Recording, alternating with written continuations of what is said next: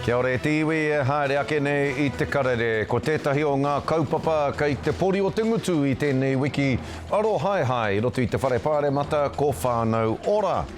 Ko te arahi I roto I te mana, koe rā te taitara o te hui wāhine I whakahaere hia e te whakakotahitanga o te ao ki Tāmaki makaurau. Tērā tētahi tāpui tāmaka o ngā turi Māori, ko whakarewa waiata reo Māori a karakia hoki ki te reo rotorota kia rena anō ai te hononga ki te ahurea Māori.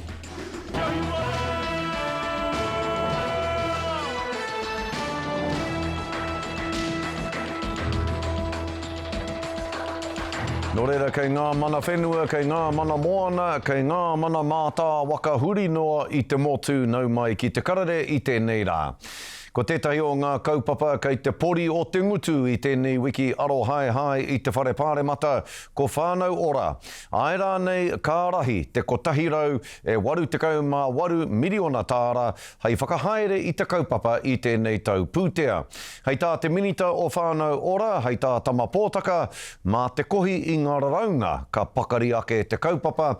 Engari hei tā te āpitihana, kāore he moni hou, kei te tatari tonu ngā whānau kia āwhinatia rātau. Kei a ripeka timu ngā whakamārama. E huri ana te titiro a ngā mema tōranga pū ki te kaupapa o Whānau Ora, nā he tata ki te kotahirau 88 miliona ngā pūtea ki te kaupapa rā, hei te tau e heke mai nei. We believe, and I believe, that Whānau Ora is a successful public service commissioning model, and it's Whānau Ora 2.0 is a kaupapa that can be adopted across the public service. Engari kāore he pūtea hou I roto I taua whakapaunga. Well, the Minister talked up his new data set, but the reality when questioned was that he hasn't used any of that data set to inform the budget that we were discussing today. E ai kia Shannon Halbert, ko te raru nui, kaore anō te kāwanatanga kia whakaatu I te maha o ngā whānau e hia āwhina ana. Hei ko tāna kei te kōrero ngā ratonga o Tāmaki makaurau mo te piki o te hiahia a whānau. Today I asked the Minister, what is the total number of people in Whānau on your wait list? But he didn't have an answer. Ko te pātai miliona tāra tērā ki te minita me ona āpiha, heha te roa o te tatari o te whānau kia kuhu ki roto I te kaupapa whakahirahira o Whānau Ora. Ko tāhu Hannah Linden he kaupapa whakahirahira tēnei, engari me mārama ake ngā putanga. Kei hea ngā tatauranga, ngā pūrongo, kia puta mai I ngā hua o tēnei kaupapa whakahirahira. Engari e tohe ana te minita o Whānau Ora a tamapōtaka me tana kaha ū ki ngā whakataua pūtea nei a tōna kāwanatanga. So it's not saying 1.0 is the be-all and end-all. It's saying 1.0 was a fantastic foundation to start. We need to make sure we've got the balance right and we don't overcomplicate things for providers, navigators and commission agencies. Hei tā te minita o mua o Whānau Ora a Willie Jackson, kua kite a ngā hua o te kaupapa nei, he oi me piki ake ngā pūtea, katika. We're getting zero budgets back. And that'll be exposed again tomorrow. And we're getting no increase in terms of Whānau Ora. Just get us more funding, get us more money. Ka haere tonu ngā mahi tiro I ngā pūkoro a te kāwanatanga, hei te wiki nei. Ripeka timu, mātuia. E tiwi ka waimari e tatau I tēnei wānei te hononga mai o Willow Jean Prime o Reipa ki te ata whera I ngā āhuatanga o te wiki aro hai Scrutiny Week I te wharepāre mata I tēnei wiki. Tēnā koe te tuahine e mihana kia koe nau mai. Tēnā koe te manahau. E hoa, e rua ngā kaupapa hei ata wānanga mātāua ko ngā tamariki me te tiriti. Tuatahi ko ngā tamariki I tino wero koe I te minita I ngā take tamariki I a Karen Chua o Act Inanahi. Nā te aha. Nā te mea, e whakapau ana tēnei minita me te kāwanatanga I te neke atu I te 36 miliona tāra mō ngā tōpuni whakahoia. Nō reira, I wero ahau I te minita, e pāna ki tērā pūtea me te kaupapa o te tōpuni whakahoia. Engari ki hai I whakautu waku pātai. Ko tētahi o ngā pātai, e hia, toko hia, ngā tamariki, rangatahi, I runga I tēnei tōpuni whakahoia tuarua. Ka hore ia I utu i tērā pātai i tīmata i te tekau o ngā rangatahi, i nāianei tokohia ngā tai tamariki. Ka hore ia i whakautu, ko taku rongo, kua wehe ētahi o ngā rangatahi i tērā tōpuni whakahoia. Ki taku whakaaro he maumau moni, maumau pūtia, maumau rangatahi, tēnei kaupapa te tōpuni whakahoia, he pai ake te toha i tērā moni ki ētahi atu kaupapa i roto i ngā iwi, i roto i ngā rohe, hei āwhina i ngā rangatahi me wā rātou whānau. Ko ngā tōpuni whakahoia nei, koe rā tētahi āhuatanga e whāia nei, te minita nei e Karen Chaw, he mahanga āhuatanga o tana mahi, o tā Chaw mahi, ka are koutou i te whakae. Ka whakarereke hie e koutou, ka whakakorengia rāne e koutou o reipa, ko e hea āhuatanga o te manatū tamariki o te mahi rāne a te minita i ngā take tamariki, mena ka kāwanatanga anō koutou i te kōwhiringa pōti o tēnei tau. Hea ngā āhuatanga ka whakarereke hie e koutou. Awa, ko te tōpuni whakahoia tētahi kaupapa, ka hore mātou te rōpū reipa, ka hore te toko maha o ngā kaitono ki te komiti e tautoko ana i tēnei, nā te mea kua kite i te rangahau, ka hore tēnei kaupapa i te kaupapa pai, he maha ngā he i roto i tēnei kaupapa, he maumau moni, nā te mea ka taka anō i nei tai tamariki ki te he, ko tō mātou hia, ko tērā pūtia, neke atu i te toru te kauma ono miriona tāra, ka toha ki ngā kaupapa i roto i ngā hāpori, ngā ratonga e mahi kaha ana i roto i Aotearoa mō wā tātou tamariki, tai tamariki whānau hoki. I tīmata mātou te ropu reipa i te kaupapa o te circuit breaker, ara ko te fast track hoki mō ngā tai tamariki, kei te tautoko tonu tēnei kāwanatanga i tērā, ka kite i ngā hua me te pai o tērā momo kaupapa, no reira ko taku wero ki te minita, hei aha ngā tōpuni whakahoia, tērā moni toha ki ngā kaupapa, pērā i ngā mea i raro i a reipa o mua. Ka pai, kare aku whakahe, nā kōrero, pai katoa ki au. Hei tā te minita i ngā take tiriti. Hei tā Paul Goldsmith, ki te kōmiti whiriwhiri Māori i kō tata ake nei. E tino pai ana te whanaunga tanga, ki wainganui te karauna me te Māori i tēnei wānei. Willow Jean Prime, kei te tika rānei tēnā kōrero a te minita.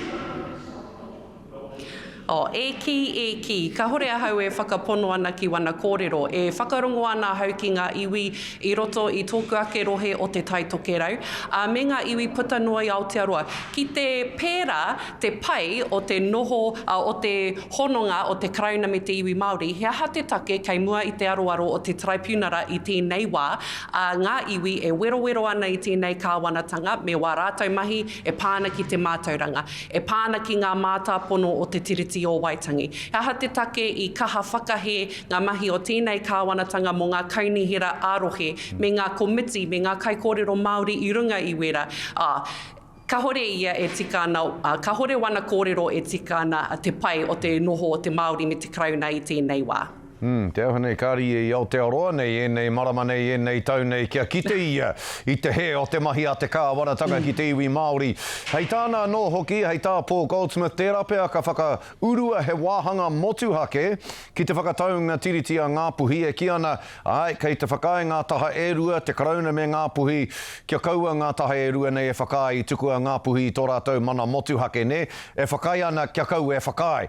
Pea o whakaaro ki tērā whakatau a Paul Goldsmith? Well, ko Chris Hipkins, te kai arahi anake, i roto i te Aotearoa rangapū, i roto i te rōpū reipa, me te rōpū nahinara, kua whakai ki tērā kōrero ki hai ngā hapu o Ngāpuhi i tuku i tō rātou mana motuhake i roto i te tiriti o Waitangi. Nō reira, Paul Goldsmith, kia hato kōrero ki tērā? Te awa nei, kāri i te pirangi ki te whakae atu ki tērā kōrero ne, koe rā te pūtake o tērā hia ona kia uru tērā wāhanga ki te whakataunga a Ngāpuhi. Willow Jean Prime, o te rōpū reipa, e mihi nui ana ki a koe, he hōnore ki te whakarongo ki a koe, he hōnore ki te kōrero ki a koe, e mihi ana ki a koe, tēnā koe. Kia ora.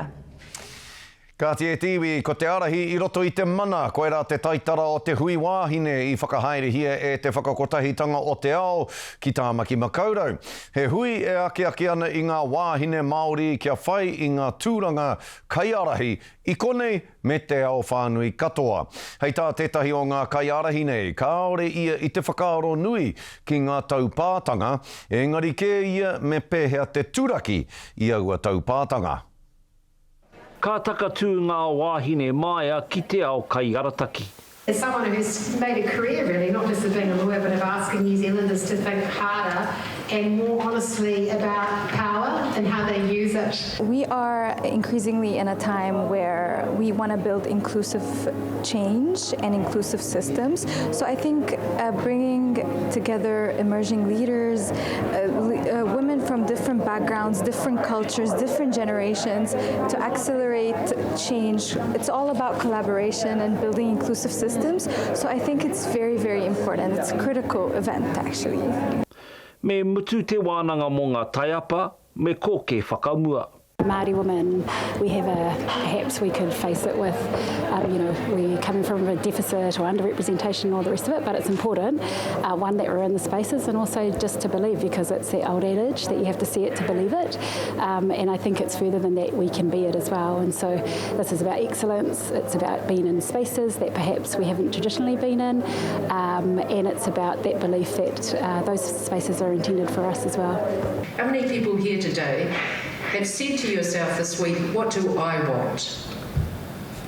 Okay, there's just 3 of us. So I must be in a room, 4. I must be in a room full of women.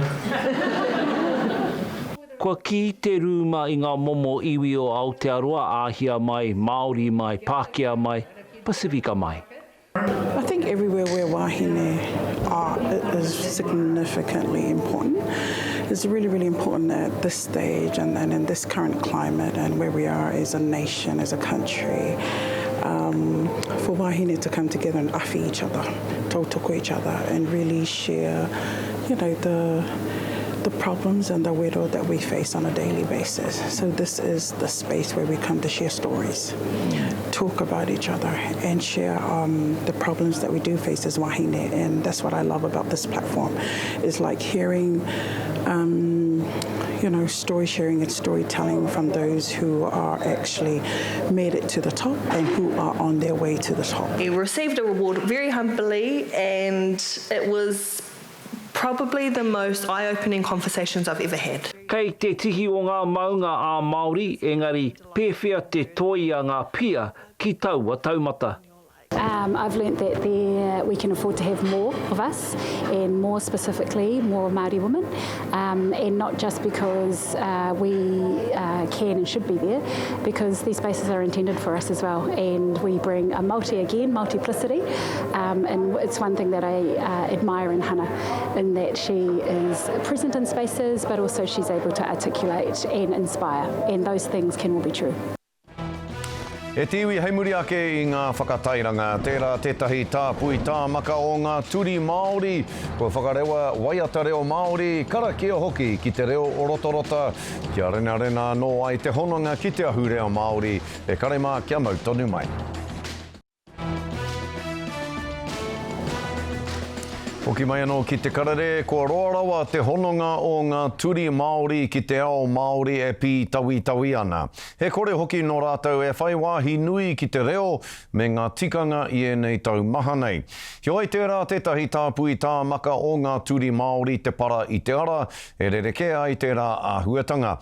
Kua whakarewa hia, he waiata reo Māori, he karakia hoki ki te reo o rotarota, kia rena no ai te hononga ki te ahu reo Māori. I haere tātou kaikawe kōrero a mārena mane ki te whakarewatanga I ngā puna o Waiora I ngā pō.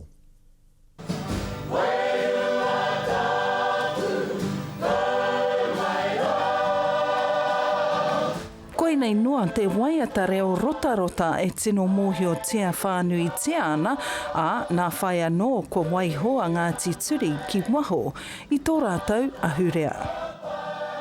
I nai nei kua tū mai e nei kaiarahi turi Māori ki te whakarereke i tēnei āhuatanga mā te Wāhanga reo rotarota ki ngā waiata reo Māori mo te hapori turi. So the launch of our video, which is a song of Tōki Reo Tōki Oho Oho, which is my awakening, my language, and I believe that fits well with us turi whānau, is we're on a journey of creating turi te reo rotarota.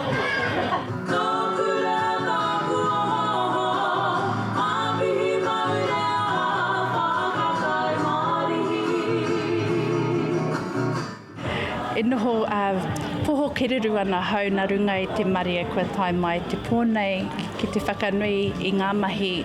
Kua mahia i runga i tēnei haerenga, he nui ngā mahi o tira kua tai mai ngā rangatahi o te kurau ko tōku reo, te hunga hoki ngā whānau, ngā hoa, ai, me ki koe nei te wā kua tai mai kia rewa i tēnei kaupapa kia puta ki te whaiau ki te ao marama. Mā ēnei waiata reo Māori e āhei ai a turi Māori ki te noho ki tō tātou ao Māori. Ko tēnei whakarewatanga he hiko e whakamua o te kotahitanga. Kia tae ai e te hunga turi Māori te whaiwahi nui ki tō rātou ahurea. Ka tautoko hia Wenerei whakaata e nei rauwe me ki te hunga turi, kia kite ai rātou i ngā āhuatanga o te ao Māori. He rite tonu a ngai mātou te hunga turi, hoi no ta mātou e kore tae te rongo me ki. Ai, he tirohanga ki te ao Māori pia. Ko tētahi whainga anō, he tūraki i ngā ārai kia pai ake ngā huarahi mo ngā rangatahi turi Māori a ngā rā, kei te heke mai.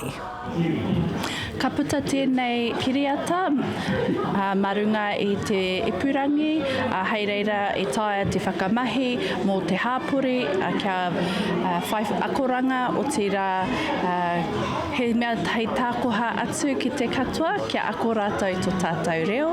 Ko te aronga matua o tēnei kaupapa he waihanga huarahi kia wātea ai te ao Māori kia Ngāti turi katoa. I believe that it's important for our turi whānau me te ao tangata Māori because there are some barriers where like going to a marae and there's like whai kōrero going on and there's no communication for our turi whānau, and so things like that I believe we're here to remove those barriers and to uplift our turi whānau to be more inclusive of our like pōwhiris and things like that. So like anything about te ao Māori. Ka tata nei e nei rau mi hou te tai atu ki ngā ringaringa o ngā whānau. Nā ko te tumanako, kia kore a Ngāti turi e tū ki ngā tahataha o tō rātou ahurea, engari ka tū pūmau ki tōna pūtake tonu, ki te wāhi i tika tonu ai tō rātou noho, mai te timatanga. Mārena mane, te karere. Ka tiki te whutupōro e whakai ana te kapa haua whiowhio i nā te taumaha o te haipapa kei runga i o rātou pokohiwi kia tuku i etahi o wā rātou kai tākoro kei te wehe me te Wikitoria hei koro wai mō rātou. Koe pau ngā tīkiti katoa mo te whiringa toa o te whutupōro ngai o ki ngā rangatira i te whanganui ātara te hoko. Koe tino eke panuku ngā kapa e rua i tēnei tau, i te mutunga o te hiku tau, ko rāua tonu i te kōtihi o te papatātai. He maha ngā toki tākoro o te kapa haua whiowhio kei te wehe, ko te Wikitoria te perehana nui ki a rātou. Ko te whakahohenga mō ngā rangatira, ko ia tēnei ko te whiringa toa tuawha karapipiti mō rātou, au ware ake. There's also some players that are leaving that have been part of this group the last some 10, sometimes some of us like 5 years. We're striving for the same goal and just feel like we can do it for them. Kei te aruaru ngā haua whiowhio i tā rātou taitara tuatahi i te tekau tau, ka tangi te pie a te whitukaraka a te pō o te hātarei. Nā, kia hoki ake tātou I nei ki ngā kaupapa nui tai ore o te rānei. Ko tētahi o ngā kaupapa kei te pori o te ngutu I tēnei wiki aro hai. Scrutiny Week I te whare pāremata ko Whānau Ora. Ko te arahi I roto I te mana, koe rā te taitara o te hui wāhine I whakahaere hia e te whakakotahitanga o te ao ki Tāmaki makaurau. Tērā tētahi tāpui tāmaka o ngā turi Māori.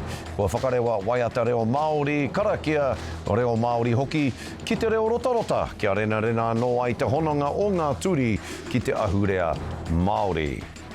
Nō reira, hei muri ake I te whakatā poto ko ngā huarere o te wā, kia piri tonu mai.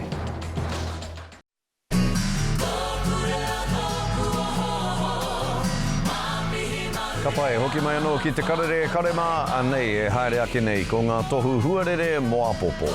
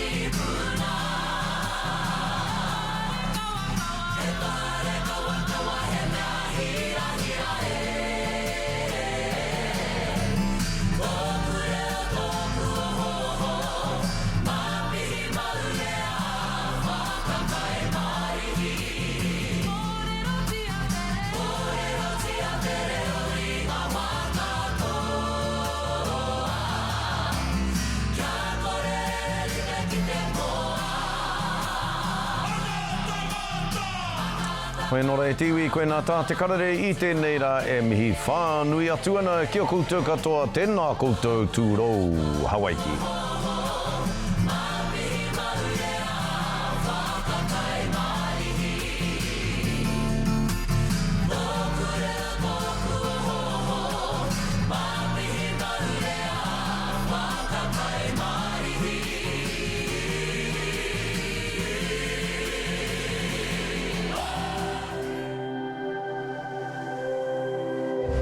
Ko te reo, te take.